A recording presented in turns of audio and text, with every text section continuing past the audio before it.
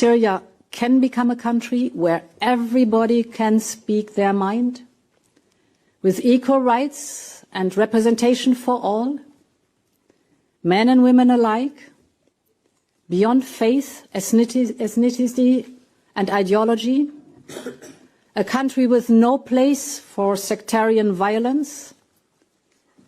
The future of Syria is for all Syrians to build.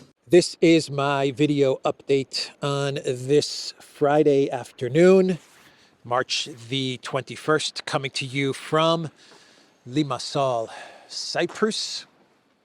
Let's talk about some news.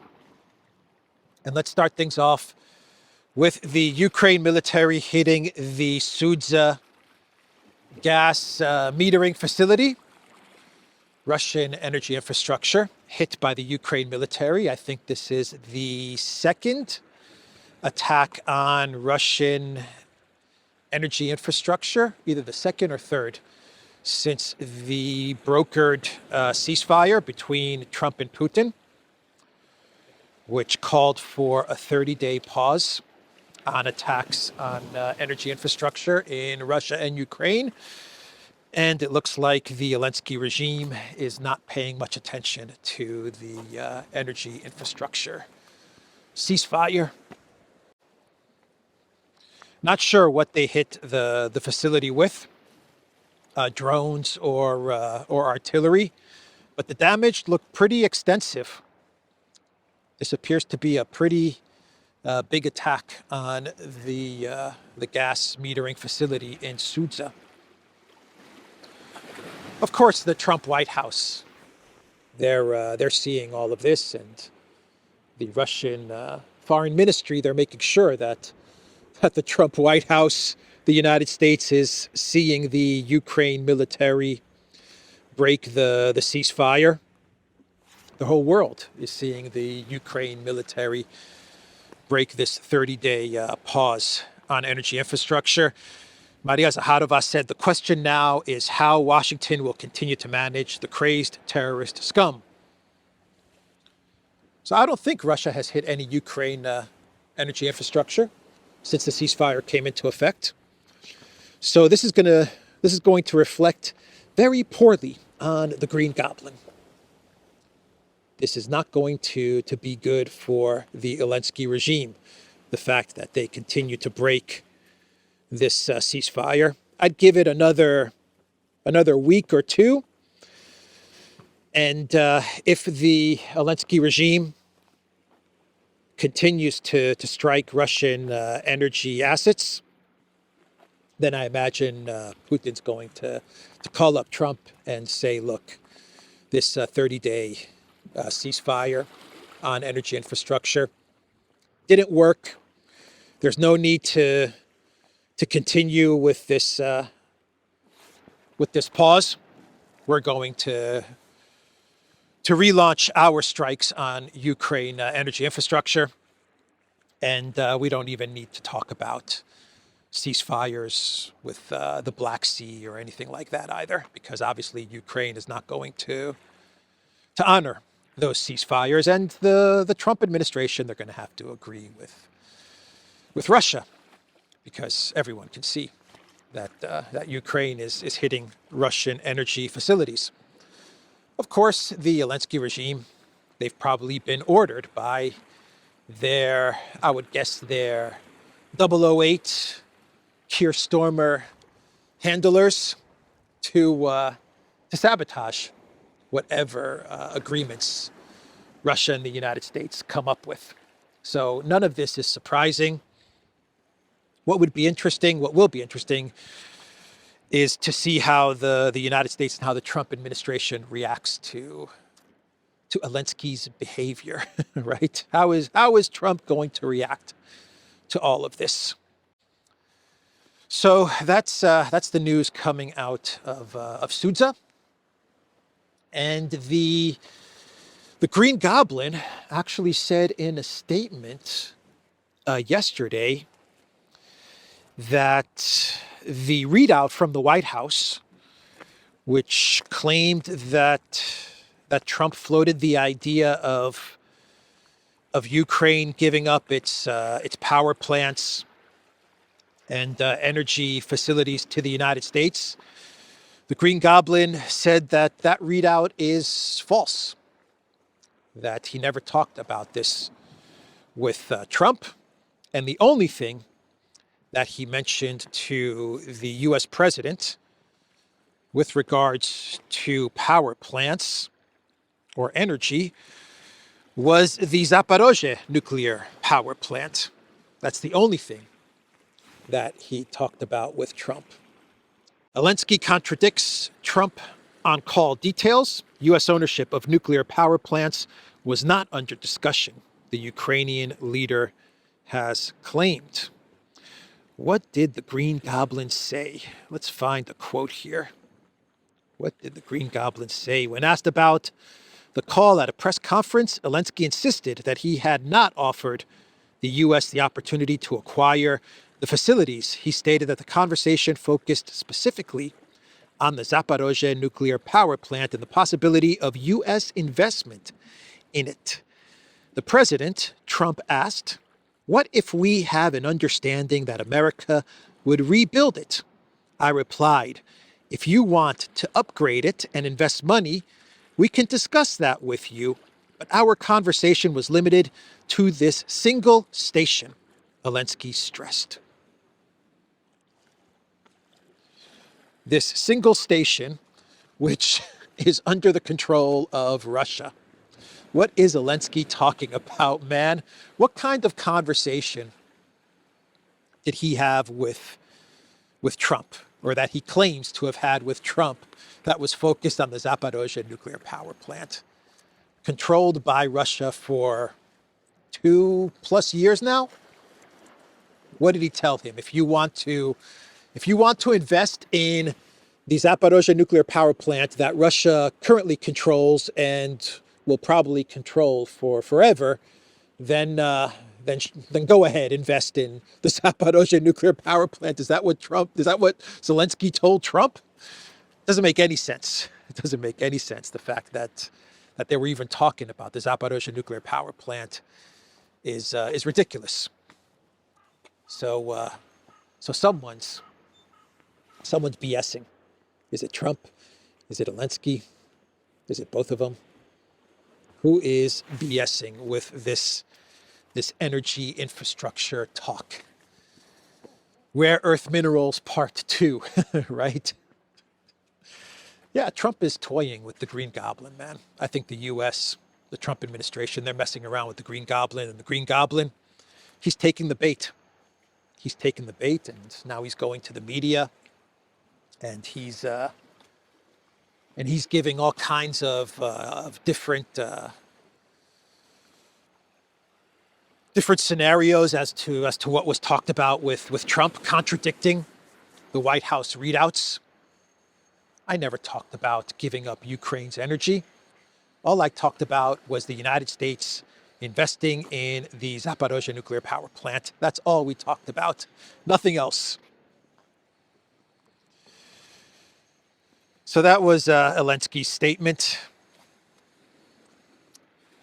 The European Union, they had their EU Council meeting, which brings together the presidents and prime ministers of EU member states. And they get together in Brussels, and they're supposed to talk about the European Union and EU citizens and making life better for Europeans. But nope, that's not what they talk about anymore. Now these EU meetings are 100% focused on Project Ukraine. That is all they talk about at these EC council, these council meetings. Project Ukraine, nothing else. Making lives better for Europeans? No. Maybe trying to fix the EU economy, the member states' economic situation? No. What's up, my friend? Nope, we're not going to talk about that. Maybe talk about inflation, rising prices, how Europeans are having a tough go at things. Don't care about that either. Let's just talk about Project Ukraine, because that's all the EU does anymore. That's all it does. Just talks about Project Ukraine. That is it. And so that was what this meeting was all about. And they were discussing, they were debating the 40 billion euros in aid to the Zelenskyy regime. This is a plan that Jungle Joseph first put together a couple of years ago, but then he scrapped it. And stunning and brave Kaja Kallas has resurrected this initiative from Jungle Joseph. And she is pushing the EU member states to contribute together 40 billion euros in aid to Kiev. 40 billion in order to make up for the fact that the United States is apparently pulling out of Project Ukraine. And so Kaja Kallas is saying we need to pick up the slack. If the US is pulling out, we need to contribute all of the money to Project Ukraine to keep the war going. And the 40 billion did not get approved.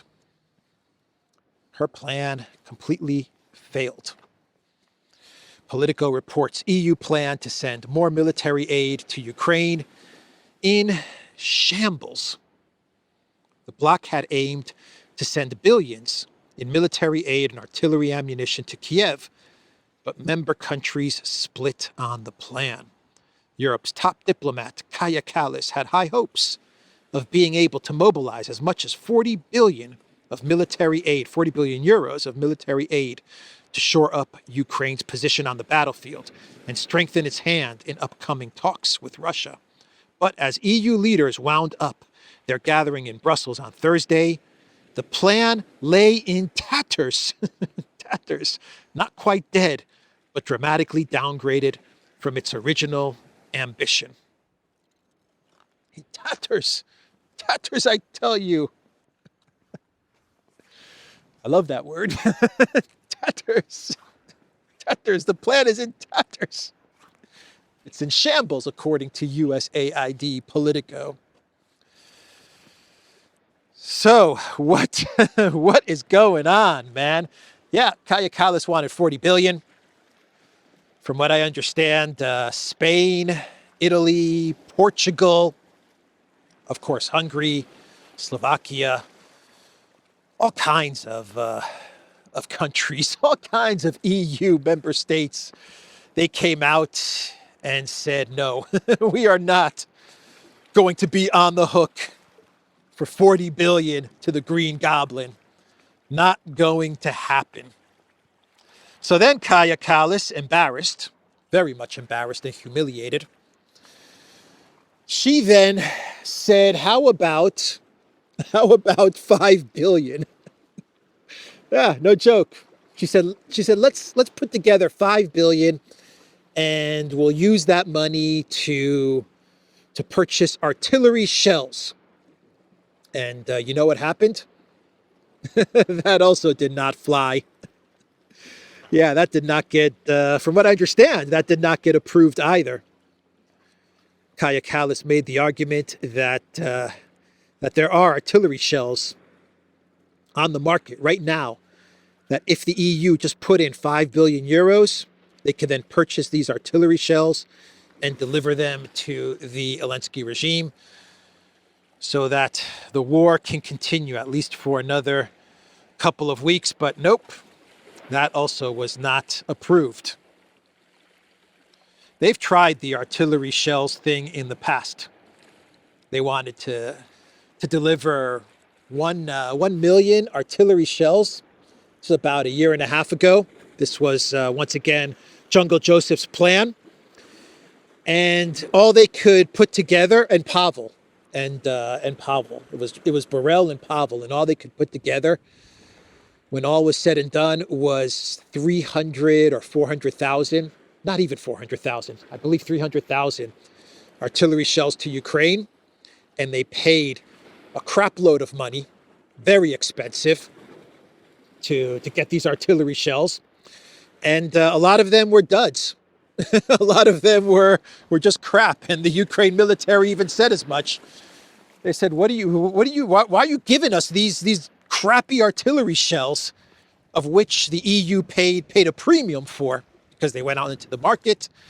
They absolutely bought it from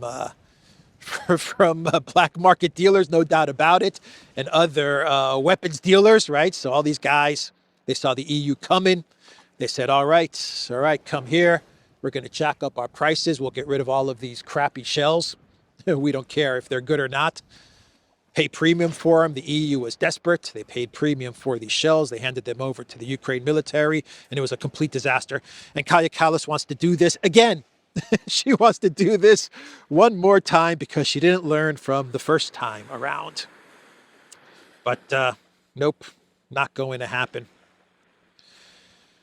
So Sanchez, the leader of Spain, he comes out and says, you know what? What we need is we need a Ukraine envoy. That's what we need, because this is turning into a freaking disaster. We need a Ukraine envoy who can speak to the Trump administration and get us into the negotiations game with Russia.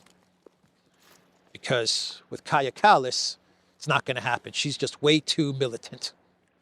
This is Spain coming out and saying this, right? So they want a Ukraine envoy. Is what they're pushing for. And according to various reports, Kallas was very upset with this proposal from Spain, to the point where she actually got into a fight with Sanchez. EU Kallas angered by Spanish PM. During a summit in Brussels on Thursday, Spanish Prime Minister Pedro Sanchez endorsed the idea to appoint a Ukraine envoy, which was previously backed by Finland and Croatia.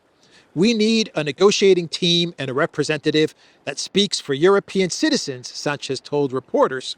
According to Bloomberg, Kallas took offense to Sanchez's position, and the two had a heated exchange behind closed doors. What am I here for? She said, according to Bloomberg sources. What am I here for? I'm the foreign minister of Europe. Yeah, you are the foreign minister of Europe, but no one wants to deal with you. You're way too militant for us. Trump doesn't want to talk to you. Russia definitely doesn't want to talk to you. There's no way that you're going to be able to represent the European Union in any type of negotiation with Project Ukraine. It's not going to happen. No one takes you seriously. Basically, that's what Sanchez was telling Kallas. And she was furious with him. Absolutely furious. What am I here for? That's my job. It's my job to represent Europe when it comes to foreign policy and diplomacy. Yeah, but you don't know diplomacy. You have no idea what diplomacy is. All you want to do is escalate and escalate and escalate. So yeah, that was the argument, the fight between Sanchez and Kallas. Yeah, she's in trouble, man. She's in trouble. Because if there's no Project Ukraine, there's no reason to have her as foreign minister of the European Union, is there? The only reason she became the foreign minister of the European Union is because they wanted to put someone in that position who was a warmonger. They wanted a warmonger in that position because they were hoping that it was going to be Harris who was going to be president and that the escalation was going to continue. And that's why they gave Kallas the position of foreign minister. And all of that has completely backfired on the European Union. And now you have negotiations between the United States and Russia. And the European Union has been shut out No one's talking to them. No one's calling them. And Sanchez realizes this. Maybe they can call Kellogg. I don't know. Is Kellogg looking for a job? Keith Kellogg? Maybe he could be the EU envoy for Project Ukraine. I don't know. Maybe they can call Jungle Joseph Borrell. I don't know. Maybe he would like to come back to the European Union. Maybe Podolyak. Podolyak could be a good envoy. Hey, Podolyak, there's a position at the European Union. What do you say, Podolyak? You could be Ukraine envoy.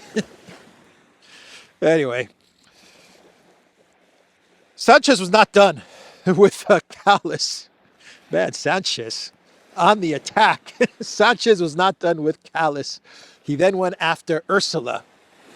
Yeah, and he said that Ursula's Rearm Europe plan, which is the plan to create a big fund over the next 5 years, 5 to 10 years, and put 800 billion euros into this fund so that all the money can go to buying weapons, to manufacturing weapons and buying weapons. And Ursula's called it Rearm Europe. Sanchez said, no, this is not a good idea. Basically, Sanchez's complaint is that the citizens of Spain, they don't want to spend money on rearming Europe. This is not money well spent. And Sanchez told Ursula, even the name is a no-go. I can't go back to my people and tell them that I'm going to cut pensions, or that I'm going to cut social services, which is what is going to need to happen. I can't go back to them and tell them I'm going to cut all of these things for the Rearm Europe plan. And so what was Ursula's solution? Ursula said, no problem. We'll change the name from Rearm Europe to Readiness 2030. Just change the name. We'll change the name. Go back to the people of Spain and tell them, look, this is what you're going to do. Pedro, my friend, this is what you're going to do. We're going to call it Readiness 2030. So we're not going to call it Rearm Europe. We'll call it Readiness 2030. Go back to the people in Spain and tell them we're going to cut pensions. We're going to cut healthcare because we got to put money into Readiness 2030. Well, what's Readiness 2030? Just don't worry about it. It's all about the EU being ready. Ready for what? Just don't worry about it, people of Spain. Just trust me. Trust me. Yes, your pension's going to be lowered. Yes, you're not going to have health care. Yes, we're not going to put any money in infrastructure. But it's all for a good cause. Readiness 2030. Ready for what? I don't know. Yeah, that's the solution. Just change the name to Readiness 2030. Incredible, man. And there's another study that came out. I believe this was at the initiative of Hungary. That's right, Hungary. They put out a study, and they said that if the EU decides to fast track Ukraine and try to get Ukraine as a full member of the European Union in the next 5 to 10 years, then it is going to cost the European Union 2.5 trillion euros. 2.5 trillion to integrate Ukraine into the European Union if you decide to fast track it. Otherwise, you just treat it like Turkey and you let it sit there for 30, 40 years, right? But if you really want to fast track it into the European Union, and if you're serious about making Ukraine a full EU member state, 2.5 trillion is going to be the price tag. So 2.5 trillion to get Ukraine into the European Union, 800 billion for Rearm Europe. Sorry, not Rearm Europe, for Readiness 2030, 800 billion for Readiness 2030. And the EU is going to completely collapse, man. Completely freaking collapse, man. Where are they going to get all of this money? Where are they going to get all of this cash? They don't have it. They do not have it. And even Orban said as much. Orban said that the EU is freaking broke.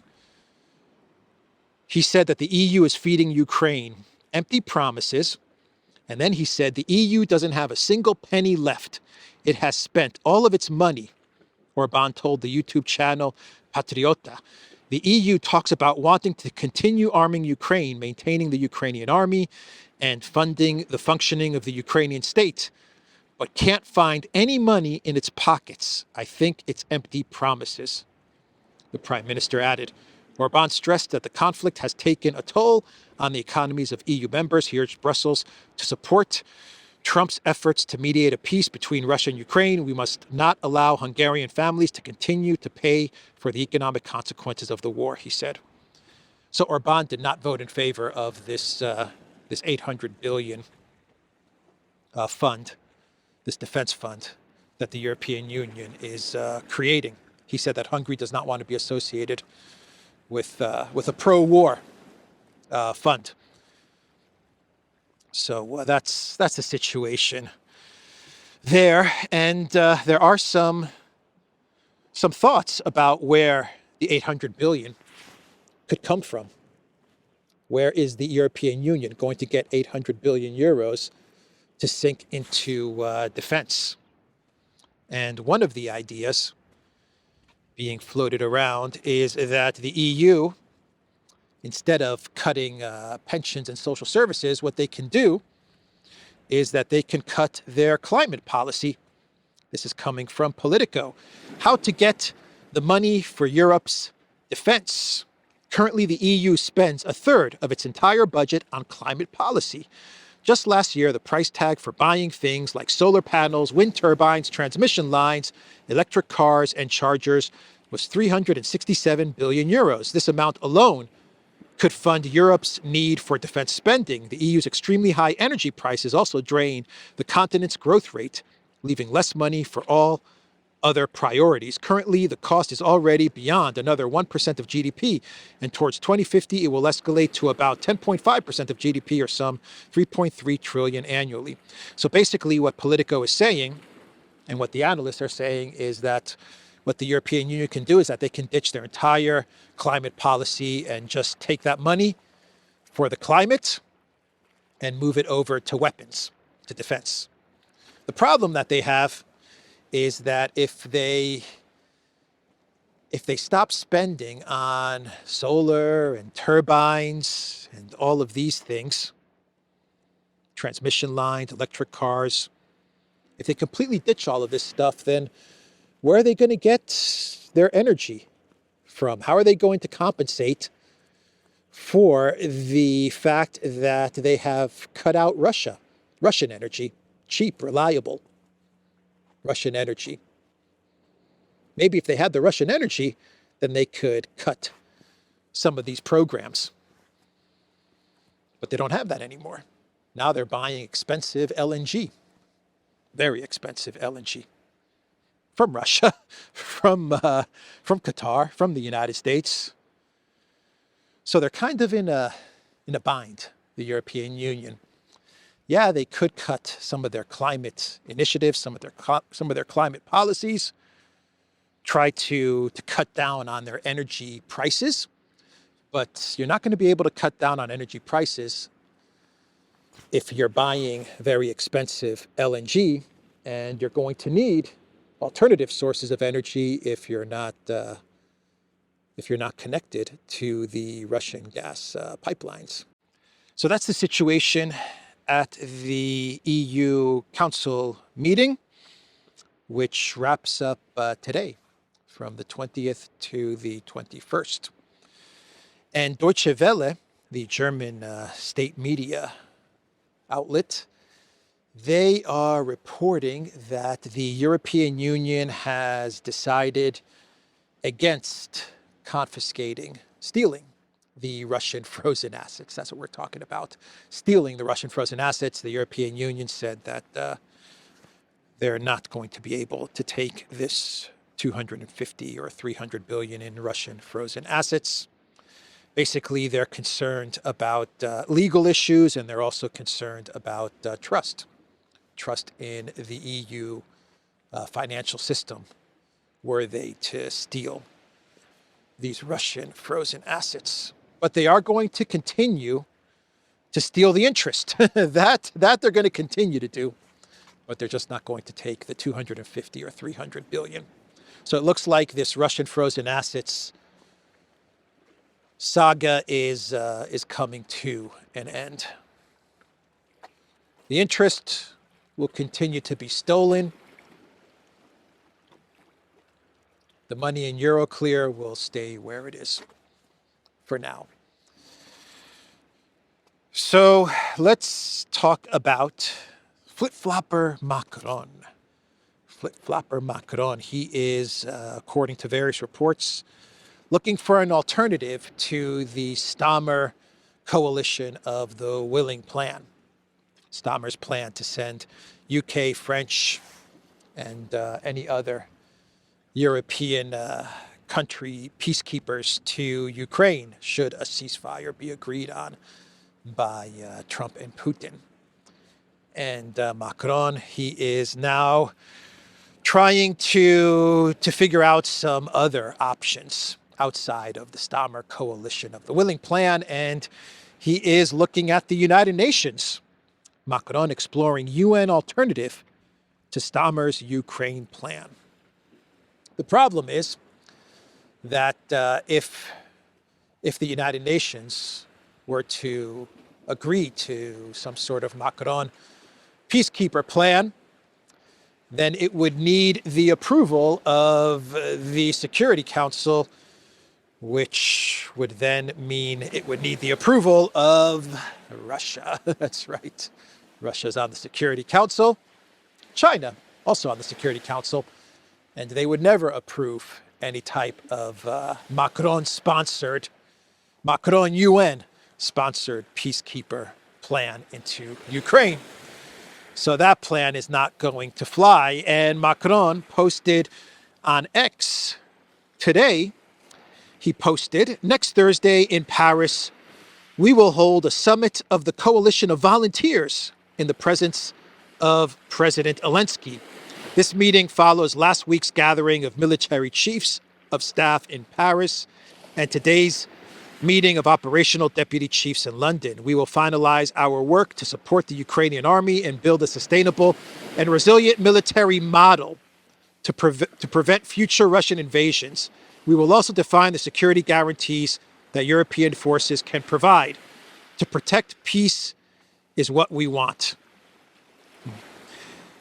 When you read this message from Macron, you can tell that he's pulling away from peacekeepers in Ukraine. And he's now framing it as some sort of a European defense model. Not so much about sending European forces into Ukraine, but of creating some sort of a defensive model against Russia in Europe.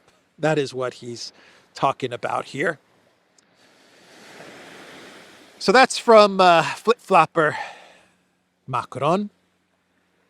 And what else? Germany urges Britain to rejoin EU customs union.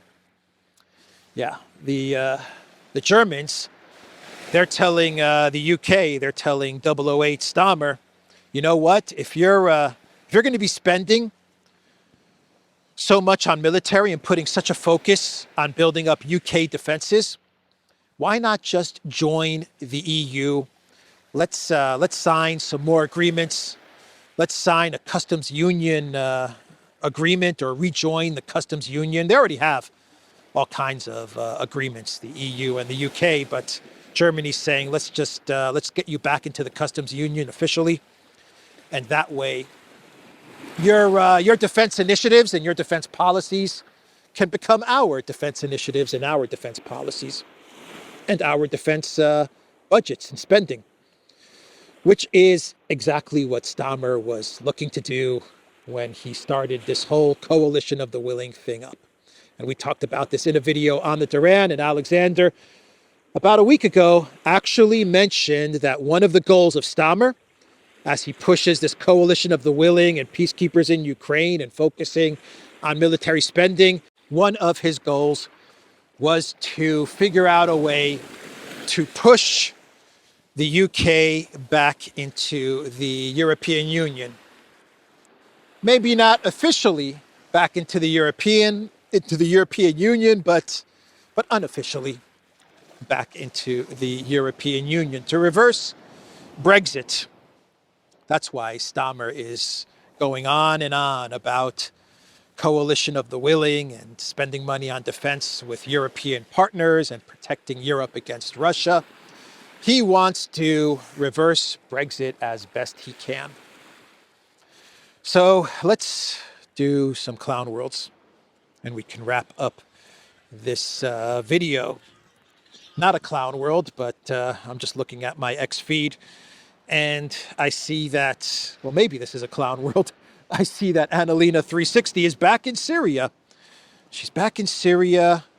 Germany, I believe Germany has opened up an embassy in Damascus. Anyway, she went back to Syria. She met al-Shara. That's what he calls himself now. We're talking about al-Jolani.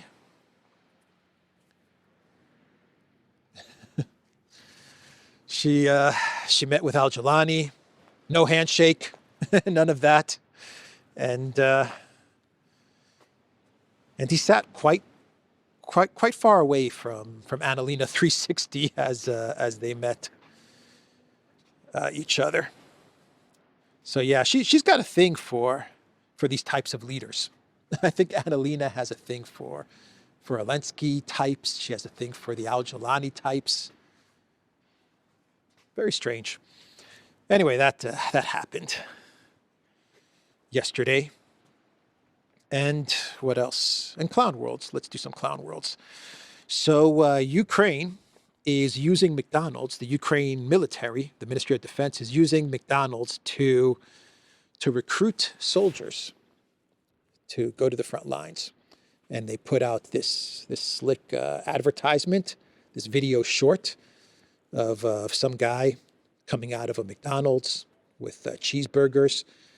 And he talks about how many cheeseburgers 1 million hryvnia could buy, which is about $24,000, which is the money that you get if you sign up to join the Ukraine military and get sent to the front lines. And the commercial was saying you could buy a lot of cheeseburgers with $24,000. So why not join the Ukraine military? So that's, oh man, that is pretty sinister, man. That is pretty sinister. This was a TikTok video. So get sent to the front lines and you can buy a lot of cheeseburgers. That is evil, pure evil. German state TV, they are pushing out a rumor that Trump and Putin might be a couple because they're negotiating and they're engaged in diplomacy. They can't figure out why the United States would want to engage in diplomacy with Russia. Why would these two great powers want to talk to each other? They just can't figure it out. They can't figure it out. I can't figure it out.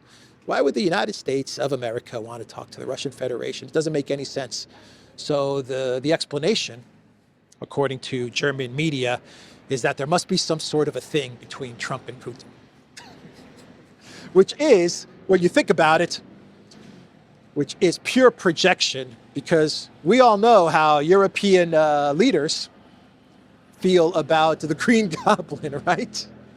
The Zelenskyy number 5, the hugging of Zelenskyy. We all know how they feel about the Green Goblin. Pure projection, man. Not all of the EU leaders, but a good chunk of them. And one former leader of Canada as well. Very handsy with the Green Goblin. Anyway, there's that. And I think that's it. I think that is it for today. Financial Times says, this is not a clown world, interesting story, BYD's 5-minute charge. Is time running out for electric vehicle rivals? Yeah, BYD, 5-minute charge. And it gets you something like 400 kilometers? I don't know if I remember this correctly. But 5 minutes gets you something like 400 kilometers. Tesla has a 15-minute charge, which gets you, I believe, 250 or 300 kilometers. So it could be a game changer coming out of China's BYD electric vehicle company. Anyway, that's the video, everybody. TheDuran.locals.com. We are on Rumble, ODYSEE, BitChute, Telegram, Rockfin, and X. Go to the Duran shop, pick up some merch, like what I am wearing in this video update. The link is in the description box down below. Take care.